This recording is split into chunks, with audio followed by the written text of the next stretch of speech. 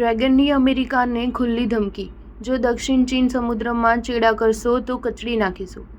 ચીને અમેરિકાને ખુલ્લી ધમકી આપી છે કે જો તેણે તેના પ્યાદાઓને દક્ષિણ ચીન સમુદ્રમાં આગળ ધપાવવા પ્રયત્ન કર્યો તો તેનું પરિણામ ઘણું જ ખરાબ આવશે।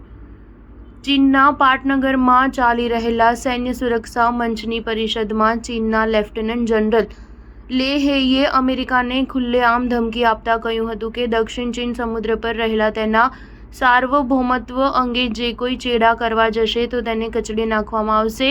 લે હેઈએ વધુમાં કહ્યું હતું કે અમેરિકા તેના પ્યાદાઓને અમારી રાષ્ટ્રીય સીમામાં ઘૂસવા માટે ઉશ્કેરે છે, પોતે પણ તેમાં ઘૂસવા માટે કોશિશ કરે છે। તે સંયોગોમાં અમારા સૈન્યનું ધૈર્ય તૂટી ગયું છે। અમે યુદ્ધ ઈચ્છતા નથી, પરંતુ અમારા સાર્વભૌમત્વ ઉપર આંચ આવે તો અમે પાછળ હટીશું પણ નહીં।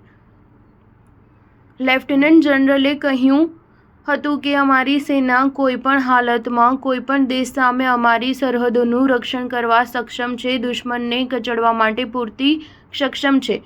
દક્ષિણ ચીન સમુદ્ર સહિત પૂરા વિવાદિત ક્ષેત્રમાં ચીનના આક્રમક વલણને લીધે બેઇજિંગ વોશિંગ્ટન વચ્ચે વારંવાર તકરાર થાય છે। તેનું મુખ્ય કારણ તે છે કે અમેરિકા જાપાન અને તાઇવાનના રક્ષણ માટે વચનબદ્ધ છે। ચીન તાઇવાનને પોતાનો પ્રાંત ગણે છે, જ્યારે તાઇવાન પોતાને સ્વતંત્ર માને છે। ચીન તેની જળસીમા અને આકાશસીમા વારંવાર ઓળંગે છે। ચીનને ફિલિપાઇન્સ સાથે પણ જળ વિવાદ છે। તેના યુદ્ધ જહાજો ફિલિપાઇન્સના જહાજો ઉપર જોરદાર પાણીનો હુમલો કરી તેને ડરાવે છે। જાપાનના દક્ષિણના ટાપુઓ ઉપર ચીન સાર્વભૌમત્વનો દાવો કરે છે।